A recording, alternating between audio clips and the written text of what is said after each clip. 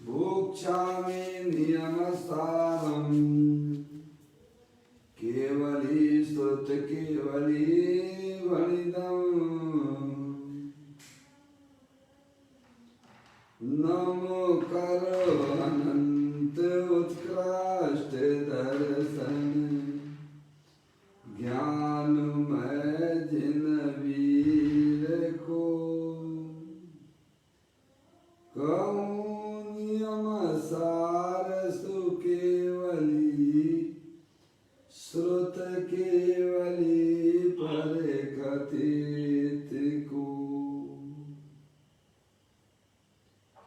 श्री नियम सार जी नामक परम आध्यात्मिक ग्रंथ स्वाध्याय हेतु में विराजमान है। आज से 2000 वर्ष पहले इस महान पवित्र ग्रंथ की रचना आचार्य श्री कुंद देव द्वारा इसी पवित्र भूमि पर की गई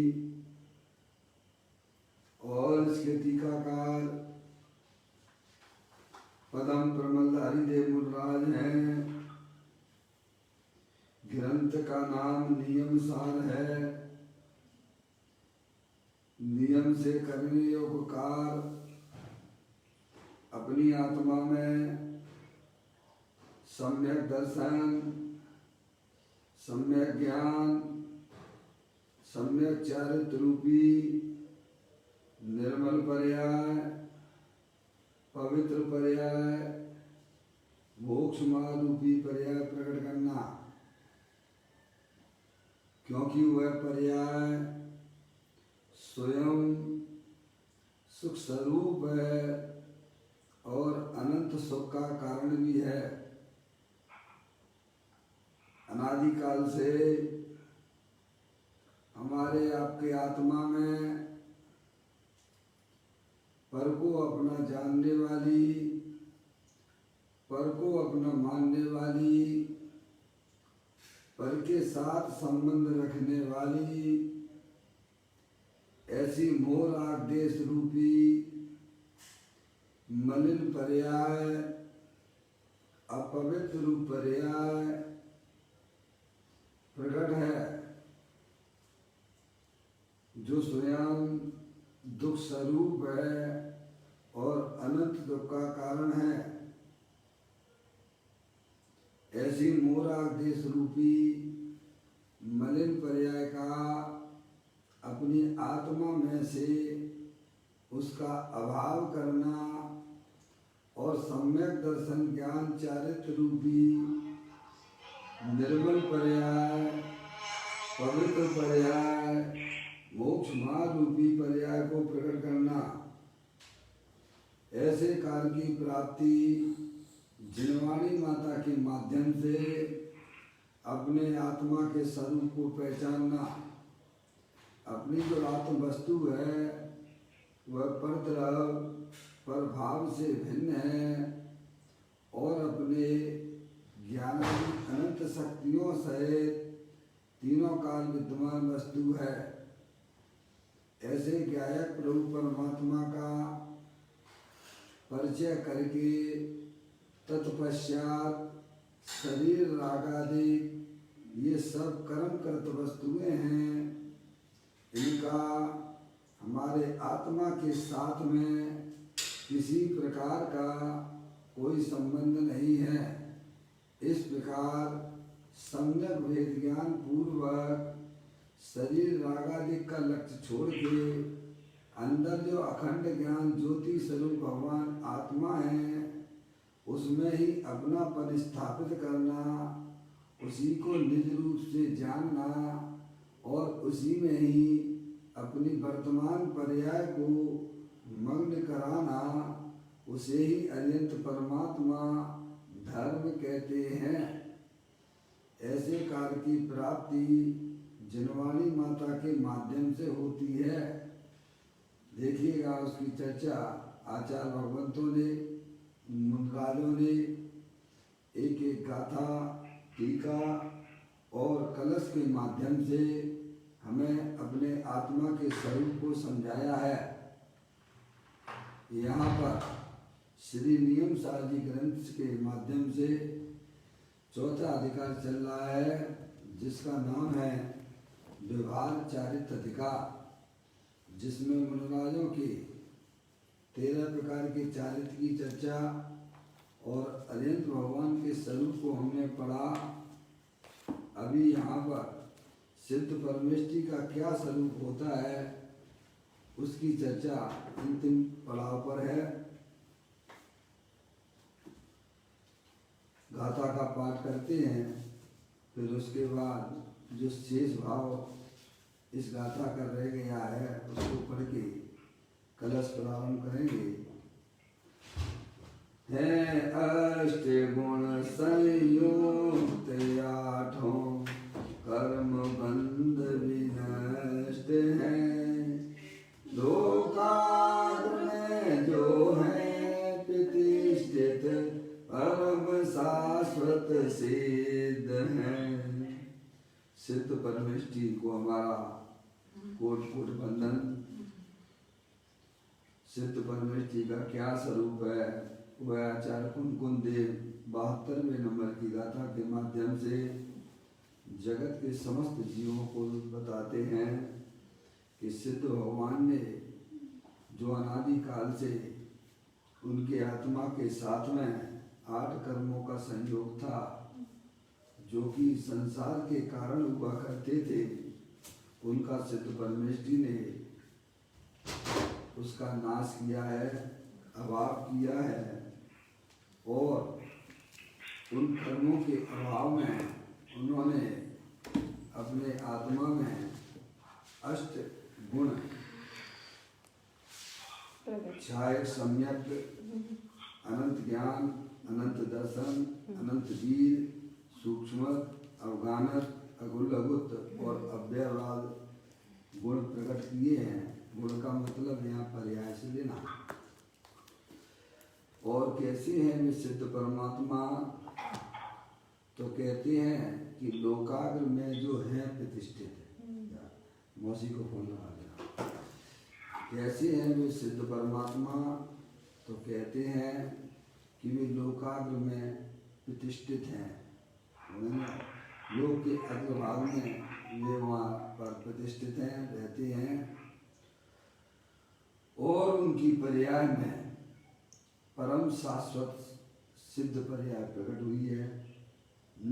लोकाग्र में जो है प्रतिष्ठित परम शाश्वत सिद्ध है। इस प्रकार से आचार्य कुंकुम देव ने सिद्ध परमेष्टि के स्वरूप को यहाँ बताया, और उसके बाद पदम प्रबंधधारी देव मुनराज ने उस गाथा के ऊपर जो टीका लिखी उसमें 5 प्रकार से सिद्ध भगवान को बताने का उनका प्रयास रहा है। वे सिद्ध परमात्मा कैसे हैं? तो कहते हैं निर्विशेष रूप से अंतर्मुखाकार है। कैसे हैं सिद्ध परमात्मा? कि अब उनकी पर्याय में किसी भी प्रकार की वैर मुक्ता नहीं है,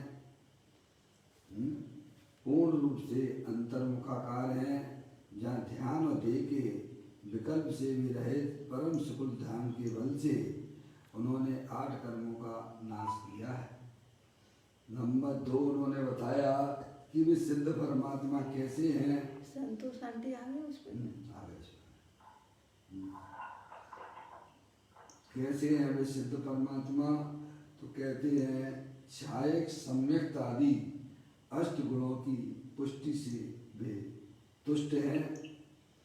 नंबर 3 वे सिद्ध परमात्मा कैसे हैं? कि जो उन्होंने परमात्मा दशा प्रकट की है उसके वे आधारभूत हैं। और कैसे हैं वे सिद्ध परमात्मा? नंबर 4 लोक के अग्रभाग में वे स्थित हैं, क्योंकि आगे धर्मास्ति काल का अभाव होने से वे लोकादि के अंत में वहाँ विराजमान हैं। और कैसे हैं वे सिद्ध परमात्मा? तो कहते हैं उनको जो परमात्म दशा प्रकट हुई है, अब वह परमात्म दशा का कभी भी अभाव नहीं होगा। अब निरंतर उनकी पर्याय में सिद्ध पर्याय का क्रम चालू रहेगा। कल अपनी चर्चा अंतिम पड़ाव पर ये चल रही थी। कल अपन ने समझा था कि सिद्ध भगवान को यहाँ जो नित्य पर्याय शाश्वत कही गई है वह वास्तव में व्यवहार से कही गई है। निश्चय से तो सिद्ध भगवान की पर्याय भी एक समय मात्र की है। समझ में आया भैया? वह भी हर समय परिणमन कर रही है, बदलती हुई है। समझ रहे आप?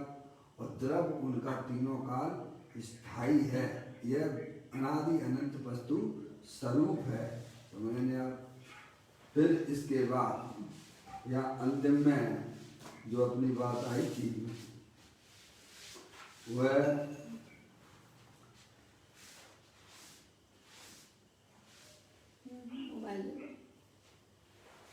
पेज नंबर अपनी चर्चा का है, देखिएगा पेज नंबर 256 नंबर के पेज पर ये हमारे फिर जो है ये बात अपनी चल रही थी। अब आप निकाल लीजिए 254 नंबर पर है ना। हाँ, आत्मा अनंत गुण रूप स्वरूप है। क्या पूज्य गुरुदेव श्री ने ये बात भी बताई थी हमें कि भाई सब जो है भगवान का जब जुलूस निकलता है उस समय हमें यह भेद नहीं करना चाहिए। मतभेद हो सकता है, होता है, लेकिन मन भेद नहीं होना चाहिए।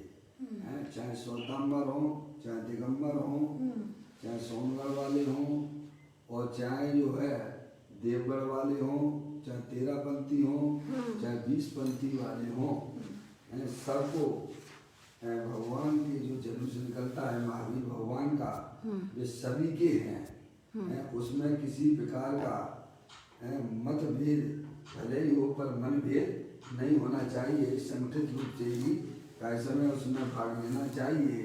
वह पुण्य बंध का कारण होता है और द्वेष करने से तो पाप का ही बंध होता है।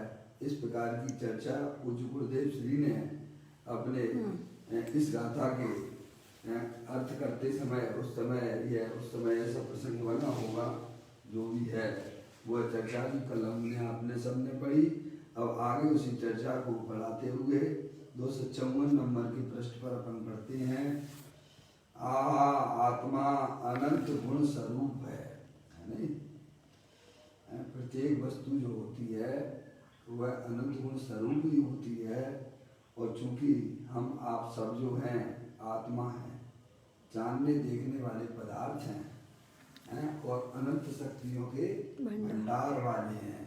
हमारे आत्म स्वरूप में जीवत्व शक्ति, चित्त शक्ति, दृष्टि शक्ति, ज्ञान शक्ति, प्रबुद्ध शक्ति, विभुत शक्ति, सर्वदर्शक शक्ति, सर्वगत शक्ति, ऐसी अनंत शक्तियों का पिंड प्रत्येक आत्मा है। इसमें किसी प्रकार की शंका ना करना, क्योंकि यह अरिहंत भगवान के द्वारा आई हुई बात है। उनके ज्ञान में कोई भी जगत का पदार्थ न जाना हुआ रहता है। कोई भी पदार्थ ऐसा नहीं है जिसको अरिहंत परमात्मा के ज्ञान से छुप गया हो। समझ नहीं आप? तो उन्होंने ये बताया कि यह आत्मा अनंत गुण स्वरूप है। तो उन्होंने सिद्ध को उन समस्त गुणों का प्रकट रूप परिणमन पूर्ण हो गया, ये किया है। सिद्ध भगवान ने क्या किया है?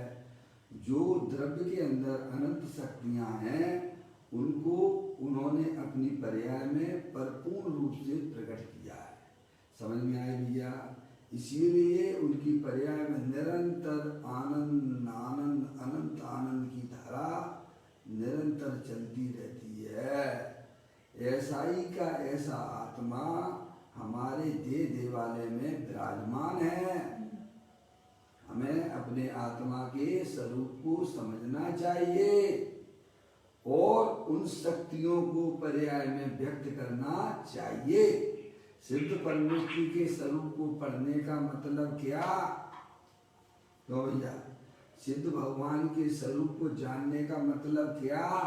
कि मैं भी चेतनेश्वर भगवान आत्मा हूँ, सिद्ध की सामर्थ्य वाला हूँ, अनंत शक्तियों के भंडार वाला हूँ।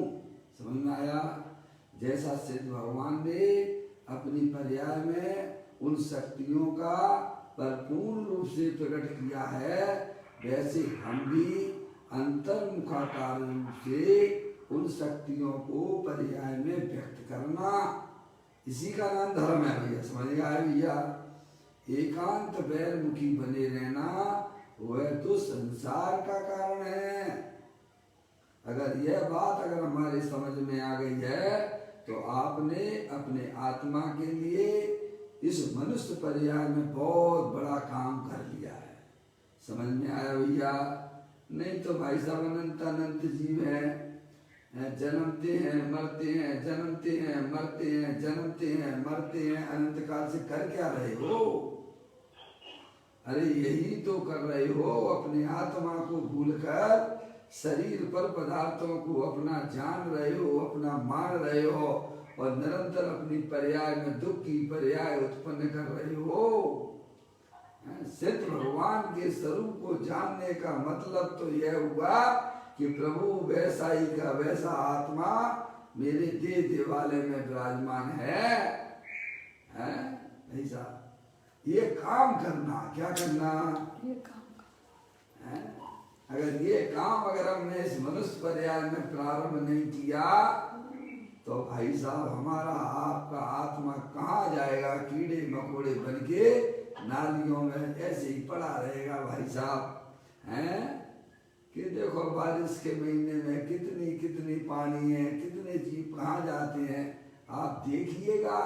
छोटे छोटे जीव भी हैं, उनको कौन शरण है? उनको बताइए आप। हैं?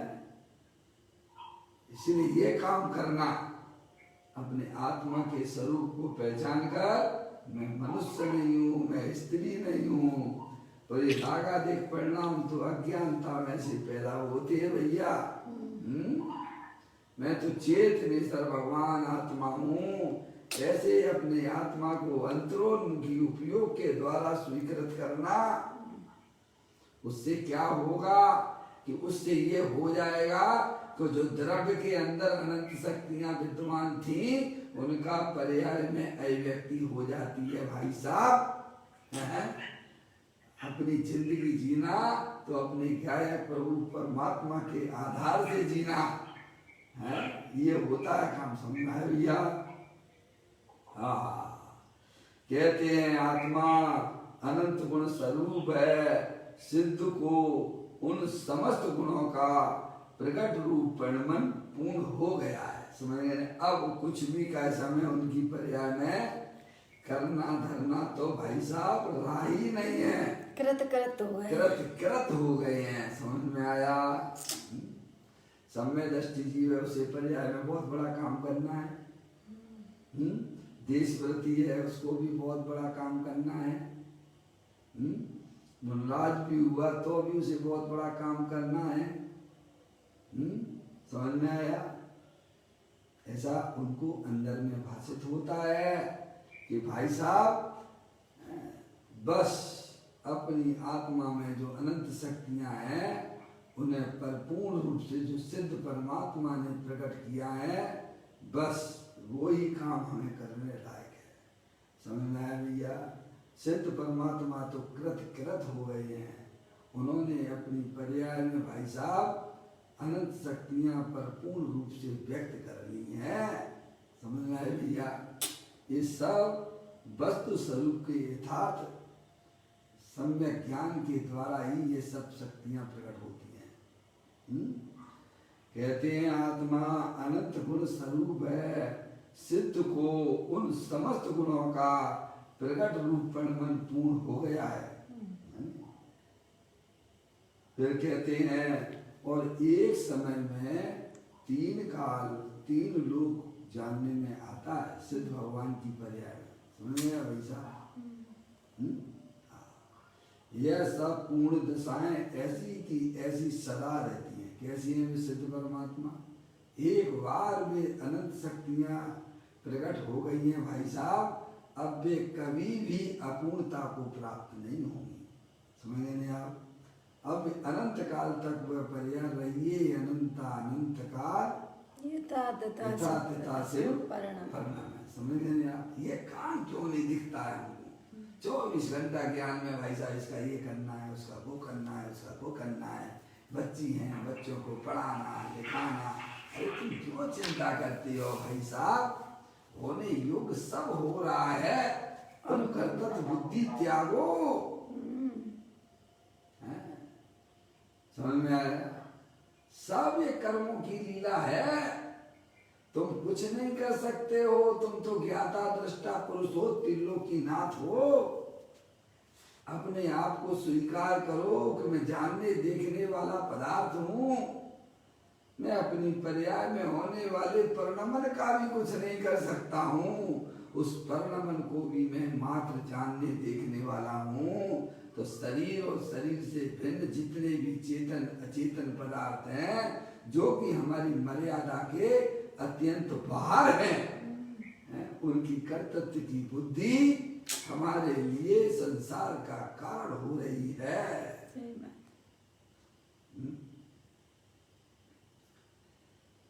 कहते हैं एक समय में 3 काल 3 लोक को जानने में आता है। ऐसी उनकी ज्ञान की पर्याय का विकास हुआ है। सिद्ध भगवान की पर्याय का, हरिहर भगवान की पर्याय का। यह सब पूर्ण दशाएं ऐसी की ऐसी सदा रहती हैं। क्या समझेंगे आप? बोलिएगा। इसीलिए व्यवहार से उन्हें नित्य कहा जाता है। सदा रहती है ना? सदा रहने का मतलब कारण क्या बताया? सदा हमेशा रहती है ना, इसीलिए उन्हें नित्य भी कहा गया, शाश्वत कहा गया। ये व्यवहार से है, परमार्थ से तो वह पर्याय का परिणमन भी मात्र एक समय मात्र का है। निरंतर हो ही रहा है वैसे का वैसे। एक के बाद एक सिद्ध पर्याय, एक के बाद परिपूर्ण सिद्ध पर्याय, परिपूर्ण एक के बाद एक वैसी की वैसी की आप पहचान नहीं पाओ। जैसे आदिनाथ गृहस्थ अवस्था में उनका नीलांजना का नृत्य चल रहा था ना, वहाँ उसकी आयु पूर्ण हो जाती है, दूसरी उसी प्रकार की नीलांजना लोगों को समझ में ही नहीं आया कि भाई साहब है जो पहले वाली नीलांजना वह मृत्यु को प्राप्त हो गई है। आदिनाथ भगवान की गृहस्थ अवस्था में उसने समझ गया, ओहो कितना स्वार्थी जीवन है, देखो तो देखो। राग में भंग ना पड़े, दूसरी उसी प्रकार की नीलांजना का इसम खड़ी कर दी, वैसी की वैसी हूँ। ऐसे ही सिद्ध परमात्मा की पर्याय हर समय वैसी की वैसी ज्यों की त्यों। दुनिया को ये मालूम ही नहीं समझ में आया कि भाई साहब सिद्ध भगवान परिणमन करते हैं क्या? क्या कहा? जिन्हें अपने तरफ का पता नहीं, जिन्हें अपने गुणों का पता नहीं, जिन्हें अपनी पर्याय का पता नहीं भाई साहब, उन्हें तो सब ऐसा ही का ऐसा लगता है। वे अज्ञानी जीव हैं। समझ में आया? ज्ञानियों की सब समझ में आता है कि सिद्ध भगवान की पर्याय हर समय परिणमन कर रही है। समझ में आया भैया? अरे यही अपना भी पर्याय विचार करो ना। मैं आत्मा हूँ, चेतने सर्वमान आत्मा हूँ। हमारी पर्याय में अभी परिणमन कैसा चल रहा है? हर समय नया नया परिणमन रागादिक का होता है कि नहीं होता है? होता है कि नहीं होता है? अरे किसमें परिणमन नहीं होता है तुम तो ये बताओ। है भाई साहब, परिणमन के बिना कोई जगत की वस्तु होती नहीं है, और वस्तु जो होती है वह बिना परिणमन के होती नहीं है। ये तो अनादि अनंत वस्तु स्वरूप है। समझ में आया भैया?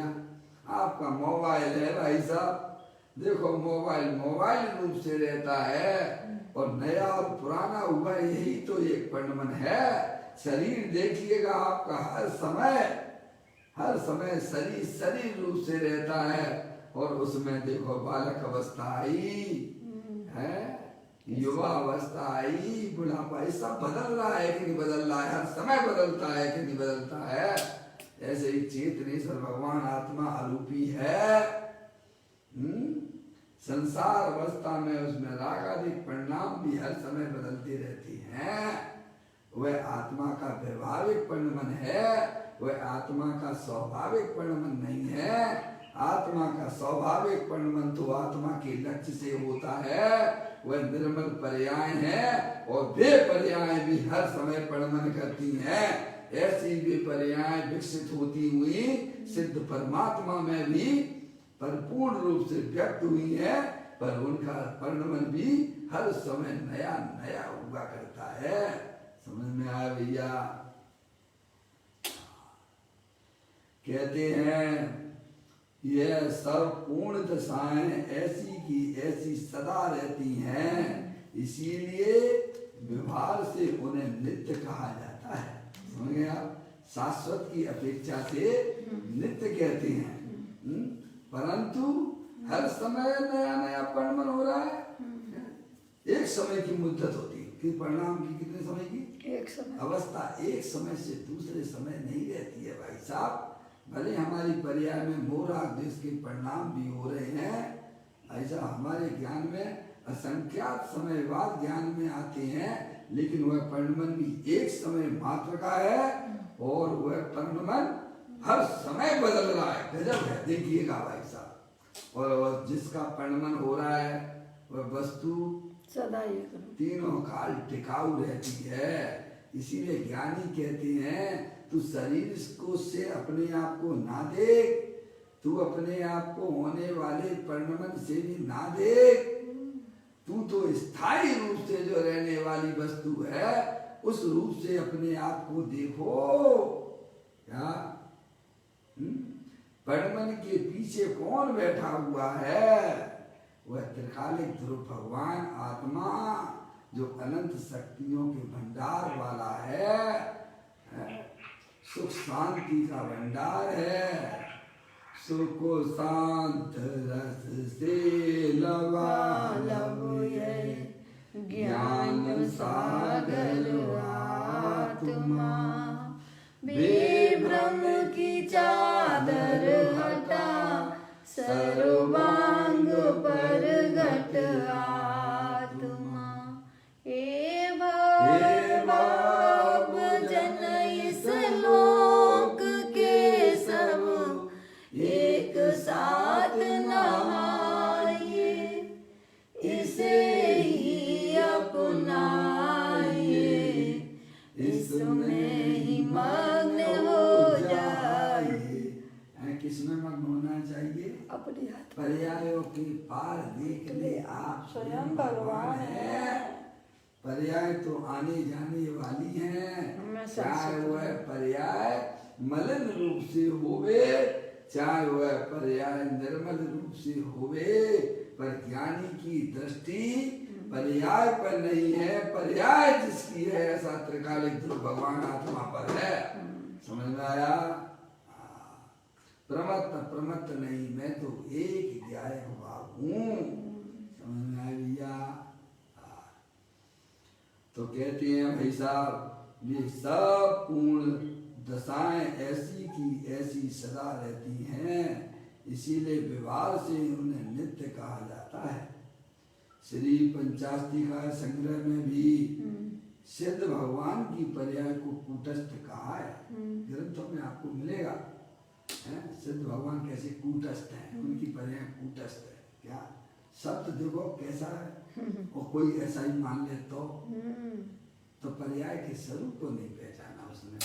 समझ में आया भैया? पर्याय कभी भी कूटस्थ नहीं होती है। एक के बाद एक के बाद एक के बाद एक के बाद वैसी की वैसी पर्याय होने की अपेक्षा से। किस अपेक्षा से कहा गया? मैं आपसे कहूँ भाई साहब ये मोबाइल छोटा है कि बड़ा है? अब आपको बताना तो पड़ेगा। हैं? ये दोनों धर्म है ना इसमें, अपेक्षा यहाँ करें। छोटे का भी धर्म है, बड़े का भी धर्म है। मैंने आपकी पुस्तक की अपेक्षा से मोबाइल छोटा है और अंगूठी की अपेक्षा से मोबाइल बड़ा बड़ा है। तो अपेक्षा से है ना भाई साहब। अगर वहाँ कूटस्थ कहा गया है तो उसका मतलब ये समझना चाहिए कि वैसी की वैसी पर्याय, वैसी की वैसी पर्याय, वैसी की वैसी पर्याय, समझ गए। इस अपेक्षा से उसे कूटस्थ कहाँ दिक्कत डलवाई है। और परिणमन की अपेक्षा, और परिणमन की अपेक्षा से देखें तो हर एक समय की पर्याय है। मौसी इसमें कहाँ लड़ाई और झगड़े वाली बातें हैं कि साथ वहाँ तो पंचायत निकाय में कूटस्थ लिखा है और तुम कह रहे कि पर्याय भाई साहब हर समय नई नई पैदा होती है। अरे तो समझो ना भाई साहब, कूटस्थ कहने का तात्पर्य क्या, शाश्वत रहती है ना, उसके बाद उस पर्याय में कोई अपूर्णता और संसार वाली पर्याय नहीं आती है। समझ में आया भैया। इस अपेक्षा से उसे शाश्वत भी कहते हैं, कूटस्थ भी कहते हैं। और परिणमन की अपेक्षा से अगर विचार करते हैं तो भाई साहब हर समय नई नई पैदा होती है, हैं? जिनवाणी श्यालवाद है ना, श्यालवाद से हमको समझाती है ना, उसमें लड़ाई और झगड़े की ऐसी कोई बात ही नहीं है ना भाई साहब, हैं? कहते हैं श्री पंचास्थिकाय संग्रह में भी सिद्ध भगवान की पर्याय को कूटस्थ कहा है। सिद्ध भगवान की पर्याय ऐसी की ऐसी रहती है, इस अपेक्षा से उसे कूटस्थ कहा है। हो गया ना भाई साहब के लिए। कूटस्थ कहने का मतलब क्या मौसी,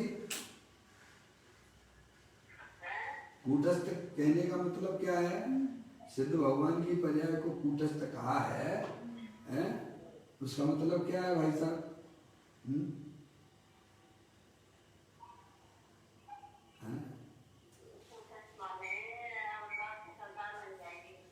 अब वो जो पर्याय मौसी ऐसी की ऐसी रहेगी, वो पर्याय ना तो वो अल्पक रूप से रहेगी और ना वो जो है संसार वाली पर्याय आएगी। समझ में आया। छद्मस्त जीवों को अल्पज्ञ पर्याय होती है, निर्मल पर्याय होती है, वो अल्पज्ञ है, वो अपूर्ण है, समझ गए आप। निर्मल पर्याय है। और अज्ञानी जीवों की पर्याय में मोर आदेश के परिणाम चल रहे, गंदी पर्याय चल रही है। अभी उसको आत्मा के स्वरूप का ज्ञान नहीं है, उसे अभी आत्मा के स्वरूप का श्रद्धान नहीं है, उसका लक्ष्य अभी आत्मा की तरफ ही नहीं है। अब आत्मा की तरफ तो जब आएगा ना, जब जनवाणी माता से अपने आत्मा के स्वरूप को समझेगा, है तब तो आएगा ना। अब जनवाणी माता के पास आई नहीं, जनवाणी माता की बातें सुने ही नहीं, तो उसे अपने आत्मा की प्राप्ति कहाँ से हो सकती है, आप बताओ ईमानदारी से। अगर आपको अपने आत्मा का ज्ञान करना है, अगर अपने आत्मा का आनंद लूटना है, तो माँ जनवाणी माता के पास जाइए और अपने आत्मा के स्वरूप को समझिए। समझ में आया। अरे गिफ्ट रूप से मैं तो कहता हूँ सौगात मिली है ना आपको। इस विश्व में अगर कोई सौगात प्रकृति ने आपको दी है तो चेतनेश्वर भगवान आत्मा के रूप में दी है? जाने वाला है वैसा। अपने आत्मा का आनंद कैसे प्रकट किया जावे, दृष्टि पूज्य गुरुदेव श्री हमें समझाएंगे। इस चर्चा में हमें जुड़ के रहना चाहिए। जब तक हम चर्चाओं से दूर दूर भागते रहेंगे भाई साहब, कभी भी हमें अपनी आत्मा प्राप्त होने वाली नहीं है। कितना भी करिए आप, कितनी भी भगवान की भक्ति करिए, कितनी भी भगवान की पूजा करिए, अनुव्रत कीजिए, महाव्रत कीजिए, लेकिन इस चर्चा में द्रव्य और गुण की और पर्याय की चर्चा में हमने अपने उपयोग को ना लगाया तो कभी भी हमें अपने आत्मा की प्राप्ति प्राप्त नहीं हो सकती है। समझना है भैया। इसलिए सब तरफ से लॉकडाउन कर देना और भगवान के बताए हुए मार्ग जो द्रव्य गुण पर्याय की जो चर्चा है उसमें अपने आप को जोड़ लेना। उस समय बाजू आजू में कोई डिस्टरबेंस नहीं होना चाहिए। ताई सुनो पर मन तिर आन, जो चाहो अपनो कल्याण। भैया चंचल उपयोग से अगर चर्चा को सुनोगे तो आपको वह लाभ नहीं मिलेगा जो मिलना चाहिए था।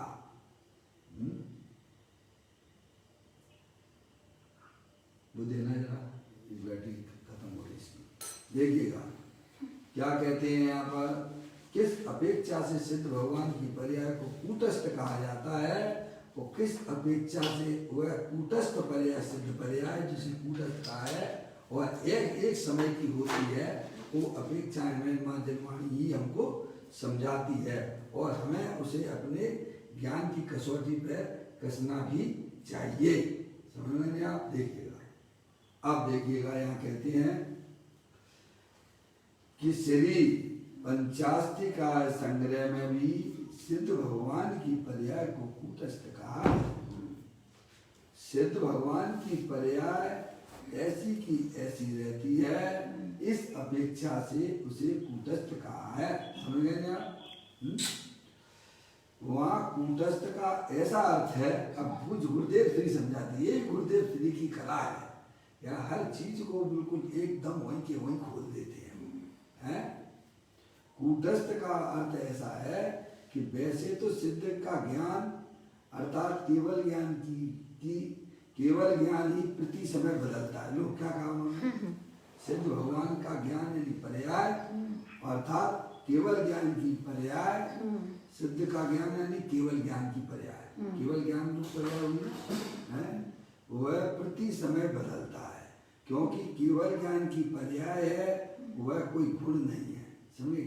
केवल ज्ञान भी पर्याय है, केवल ज्ञान क्या पर्याय है? केवल ज्ञान भी पर्याय है। आप बोलते हो नहीं बोलते हो, ज्ञान के जब भेद करते हो आप, मत ज्ञान, श्रुति ज्ञान, अवधि ज्ञान, मन पर्याय ज्ञान और केवल ज्ञान। केवल ज्ञान बोलो, बोलते हो नहीं बोलते हो? वे पांचों क्या है? वे पर्याय पर्याय है, बस सीधी सी बात है। और हर में मत ज्ञान में, स्तुति ज्ञान में, अवधि ज्ञान में, मन पर्याय ज्ञान में और केवल ज्ञान में जो ज्ञान कॉमन है वो गुण है। क्या है? समझ में आया? हर में मत ज्ञान में, स्तुति ज्ञान में, अवधि ज्ञान में, मन पर्याय ज्ञान में और केवल ज्ञान में, अब सब में जो ज्ञान लगा हुआ है वो तो है गुण है। और जो मत ज्ञान, श्रुति ज्ञान, अवधि ज्ञान, मन पर्याय ज्ञान और केवल ज्ञान है वे सब पर्याय है। अब इसमें कहाँ ना बड़ा और झगड़ा आ रहा है भाई? पर्याय तो बदलने का स्वभाव, पर्याय का काम तो बदलने का है और गुण जो है तीनों काल स्थायी रहते हैं। पापा पापा है क्या? है? बस ये काम पापा करो, बस अपने आत्मा के स्वरूप को समझो। जो अपने आत्मा के स्वरूप को समझते हैं उसे बारी सारे जो अज्ञानता से रस लग रहे थे वे सब पहले से ही नीरस थे, बेरस हो जाते हैं जब। हमें तो कल्पना से कैसे रस वाले दिखते थे। आत्मा के अलावा आत्मा जैसा रस किसी भी पर पदार्थ में नहीं है। ऐसा अपना चेतनेश्वर भगवान आत्मा है, जैसे गुलाब जामुन में रस भरा रहता है ना, ऐसे आत्मा में चैतन्य का रस भरा हुआ है? रसीला है, पूरा का पूरा रसीला है।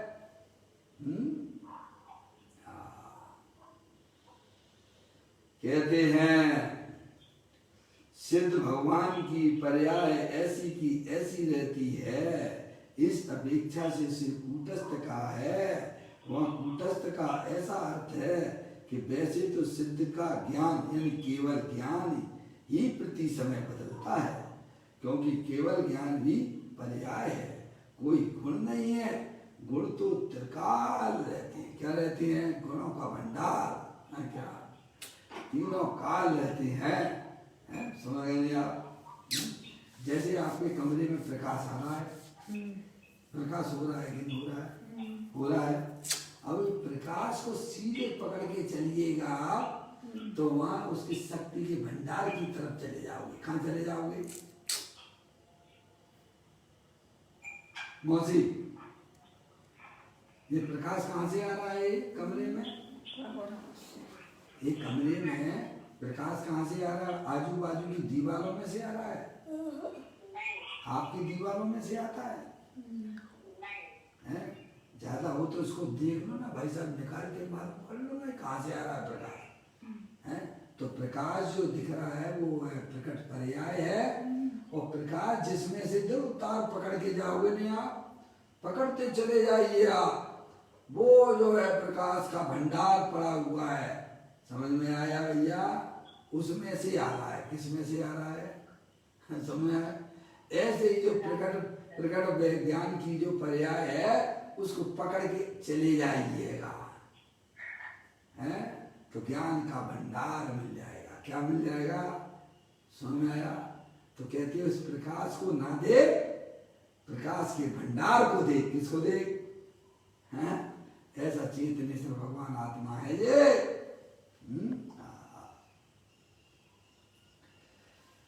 कहते हैं गुण नहीं है, गुण तो त्रिकाल रहते, तीनों काल रहते हैं। ऐसी अनंत शक्तियां हैं।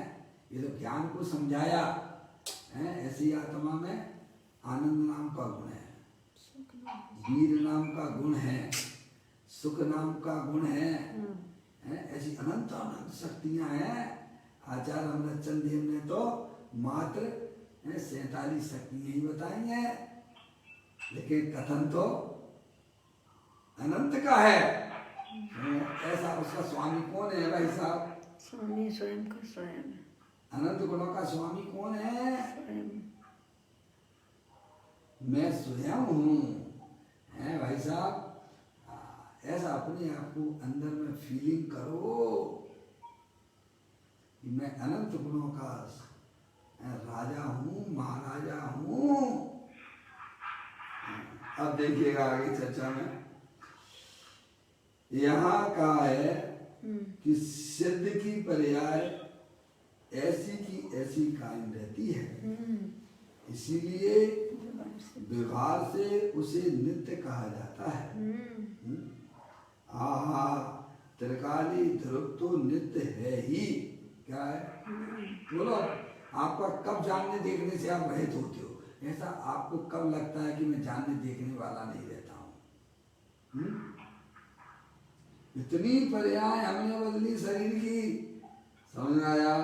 लेकिन उस समय भी मैं जानने देखने वाला था कि नहीं था? कीड़े मकोड़े की पर्याय में भी था। उस समय भी मैं जानने का काम कर रहा था कि नहीं कर रहा था? कर रहा था। हैं? बोलिए। पर वे शरीर तो चले गए, शरीर तो भिन्न थे तो भिन्न ही रहेंगे ना भाई साहब। कौन भी आत्मा के साथ में चले जाते हैं? आते हैं क्या? पूर्व पर्याय अपनी इतनी अपन ने छोड़ी है, छोड़ के आए हो हैं, तो एक हाथ साथ में लेके आए हो क्या? क्योंकि वे भिन्न थी। ऐसे ही हमारे आत्मा में जो पहले दुख होता था पर्याय में, त्रिंच आदि गतियों में, नरक गतियों में, वो दुख है अभी वर्तमान में आपके पास में क्या? बोलो। चला गया ना, क्योंकि वो भिन्न ही तो था मौसी। समझ? अभी भी जो भी हमारी पर्याय में दुख है भाई साहब, वो भी एक समय से दूसरे समय टिकता नहीं है। अरे टिकने वाली अगर कोई वस्तु इस शरीर के अंदर है तो वह चेतनेश्वर भगवान आत्मा है, जो कि अनंत शक्तियों के भंडार वाला है। वो मैं हूँ। कौन हूँ मैं पना कहाँ करना? अनंत शरीर में नहीं करना। मैं पना कहाँ करना? पर्यायों में ना करना। मैं पना कहाँ करना? जो तीनों काल अनंत शक्तियों के भंडार वाला मैं तो चेतनेश्वर भगवान आत्मा हूँ, उसमें मैं पना स्थापित कर देना। किसमें करना? इस रास्ते पे अगर चले गए तो भाई साहब पर्याय में आने वाले सुख को कोई रोक नहीं सकता है।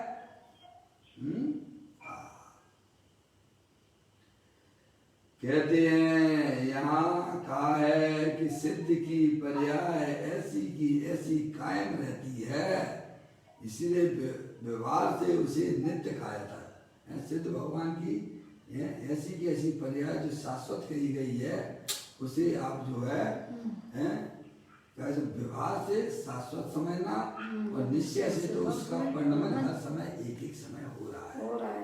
और जो पर्याय जिसकी है, जिस पर्याय को शाश्वत कहा जा रहा है, जिस पर्याय को अनित्य कहा जा रहा है, एक समय का कहा जा रहा है। उसके पीछे जो द्रव्य है वह तीनों काल शाश्वत है। क्या है, समझ में आया?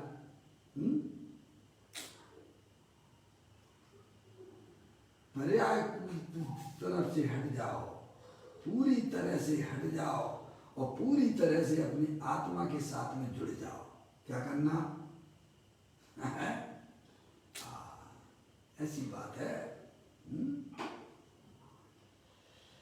कहते हैं कि सिद्ध की पर्याय ऐसी की ऐसी कायम रहती है, इसीलिए विवाह से उसे नित्य कहा जाता है, उस पर्याय को है। त्रिकाली ध्रुव तो नित्य है ही, उसे कहीं से आपको लाना नहीं है,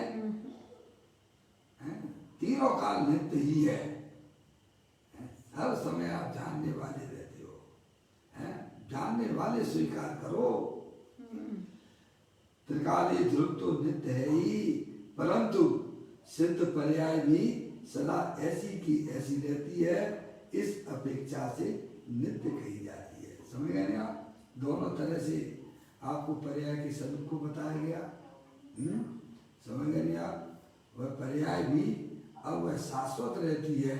अब उस पर्याय में ना कभी अल्पज्ञता आने वाली है, ना उस पर्याय में कभी विकार उत्पन्न होने वाला है। अब वह सिद्ध की पर्याय, अब उस पर्याय के साथ में रहेंगे। किस पर्याय के साथ में रहेंगे? उनका जो आत्मा है, सिद्ध भगवान का आत्मा अब कैसी पर्याय के साथ में रहेगा? परिपूर्ण पर्याय के साथ में रहेगा। अभी हमारा आत्मा कैसी पर्याय के साथ में रहता है? रहता तो है, क्योंकि पर्याय के बिना कोई द्रव्य होता है? मौसी, पर्याय के बिना कोई द्रव्य रहता है क्या? रहना तो पड़ेगा आपको पर्याय के साथ में। नहीं, रहना तो पड़ेगा पर्याय के साथ में, पर आप ये सोचिए कि हमें कैसी पर्याय के साथ में रहना है। क्या कहा? अरे नहीं, अरे पर्याय के बिना तो रह नहीं सकते हो मौसी आप। तो आप सोचिए कि हमें कैसी पर्याय के साथ में रहना है। गंदी पर्याय के साथ में रहना है, या अपूर्ण पर्याय के साथ में रहना है, कि परिपूर्ण पर्याय के साथ में रहना है? सोचिएगा, क्योंकि पर्याय के बिना कोई भी द्रव्य रहता नहीं है। मम्मी, पर्याय के बिना कोई द्रव्य नहीं रहता है। तो हमें सोचना चाहिए हमें कैसी पर्याय के साथ में रहना है। 24 घंटे में इतना विचार करो। तो ज्ञानी कहते हैं मुझे तो वह परिपूर्ण दशा ही चाहिए। मुझे छोटी मोटी पर्याय, मुझे गंदी पर्याय के साथ तो एक समय भी रहना नहीं है मेरे को। क्या है? गंदी पर्यायों के साथ में तो मैं एक समय भी नहीं रहना चाहता हूँ। ये मोह राग देश रूपी जो गंदी पर्याय है, इनके साथ में मुझे बिल्कुल नहीं रहना है। और जो निर्मल पर्याय होती है, जो आत्मा के लक्ष्य करके उत्पन्न होती है, जो निर्मल पर्याय, वह अपूर्ण पर्याय के साथ भी मुझे नहीं रहना है। प्रभु, मुझे तो प्रभु वही दशा चाहिए जो प्रभु आपने अपनी पर्याय में प्रकट की है। ऐसी परिपूर्ण निर्मल पर्याय के साथ में प्रभु मेरा मन भी उस पर्याय के साथ में रहने का है। क्या है? किसके साथ में? भैया, तो कहते हैं भाई साहब, सिद्ध पर्याय भी सदा ऐसी की ऐसी रहती है, इस अपेक्षा से नित्य कही जाती है। श्री समय सार जी की पहली गाथा में ध्रुव शब्द आता है ना। बंदित्व सब सिद्धे ध्रुव मचन मणोबम गंधे। सिद्ध भगवान ध्रुव हैं। कैसे हैं? सिद्ध भगवान की पर्याय कैसी है? आप मंगलाचरण करते हो कि नहीं करते हो? ध्रुव अचल अनुपम गति पाए हुए सब सिद्ध हो।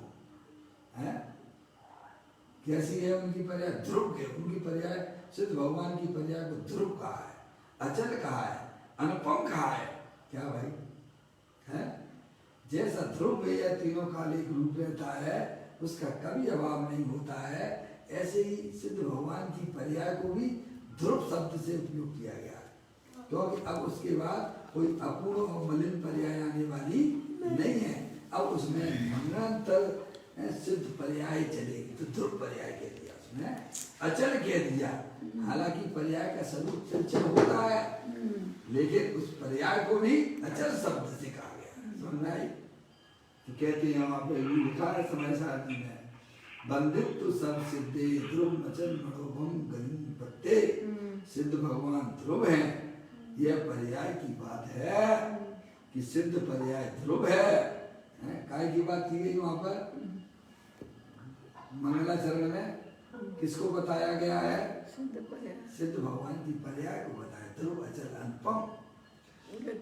यद्यपि सिद्ध पर्याय, यद्यपि अब देखिए उसका वास्तविक स्वरूप बताते हैं पूज्य गुरुदेव श्री। यद्यपि सिद्ध पर्याय तो प्रति समय नष्ट होती है। क्या होती है? नष्ट होती है। प्रति समय वह पर्याय की नष्ट होती है, तथापि वह ऐसी की ऐसी रहती है, इसीलिए ध्रुव है। ऐसी की ऐसी रहती है, इसीलिए उसे ध्रुव कहा गया है, नित्य कहा गया है, ऐसा कहा जाता है। आहा, इसलिए अनंत काल में कभी ये आत्मा क्या वस्तु है, उसकी शक्ति क्या है, उसकी दशा क्या है, यह जानने की और उसकी संभाल करने की दरकार नहीं की है। क्या कितना समय निकल गया मौसी? हैं? कितना समय निकल गया ज्ञान दशा में हमारा भाई साहब, अनंत काल निकल गया है। कभी हमने अपने आत्मा के स्वरूप को नहीं समझा, कभी हमने आत्मा के अंदर रहने वाले अनंत गुणों के स्वरूप को ना समझा। अरे एक एक समय के मन को भी हमने कभी अपना ज्ञान में लिया ही नहीं है, और यूं ही हमारा अनंत काल व्यर्थ चला गया। समझ में आ भैया? तो ज्ञानी कहते गई सो गई, अब उसे याद ना करना। अरे भूत को याद करने से कोई वर्तमान नहीं सुधर जाता है, उससे तो एक शिक्षा लेना चाहिए कि अब हमारे पर्याय में किसी प्रकार की कोई अज्ञानता ना रहे। समझ में आए भैया?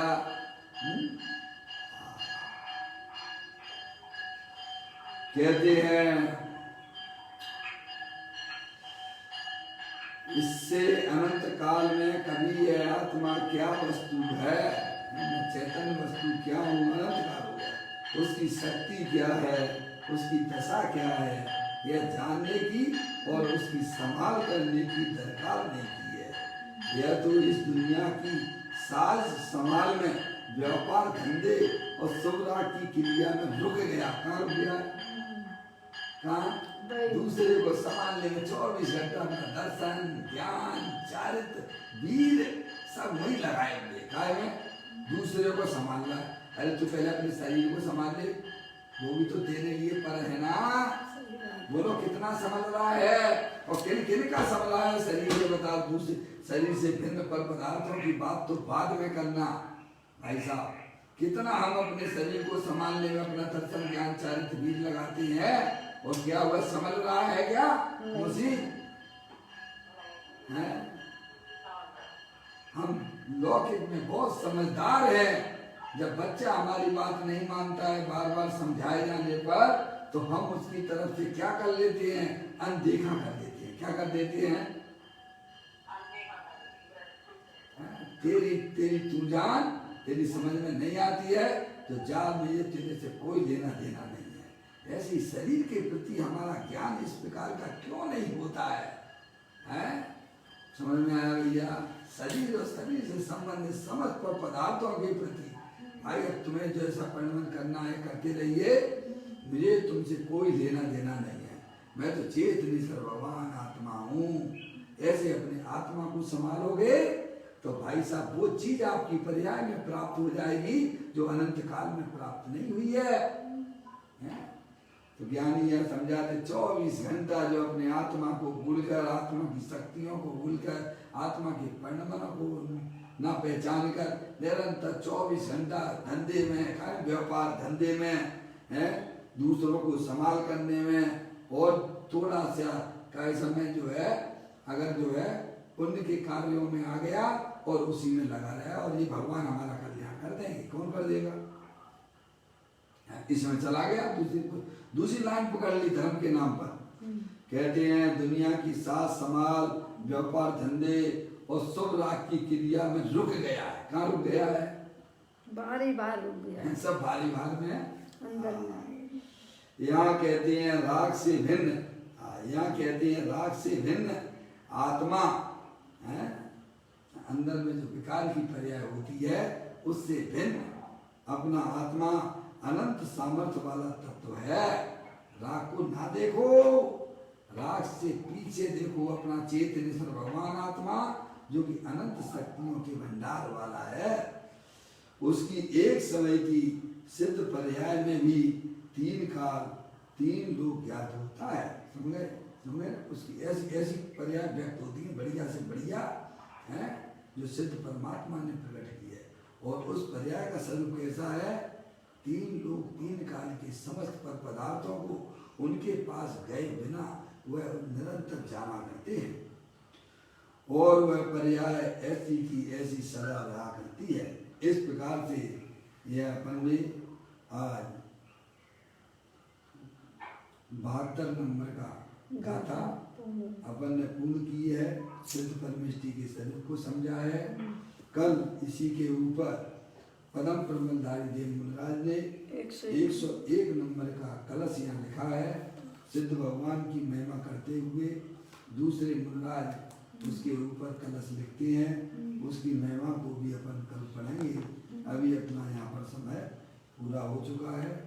निज निधि जो मैं बताई यह अनंत अनंत उपकार है, उसके लिए जिन वाणी माँ को वंदना सत बार है, वंदना सत बार है।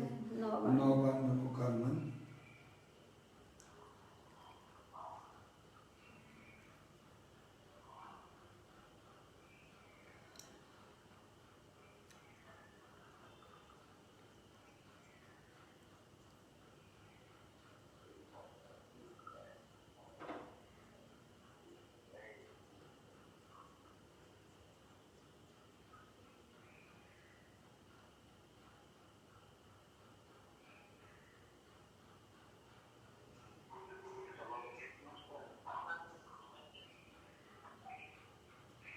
बोलो द्वादशांगनाणी माता की जय, महान जय धर्म की जय।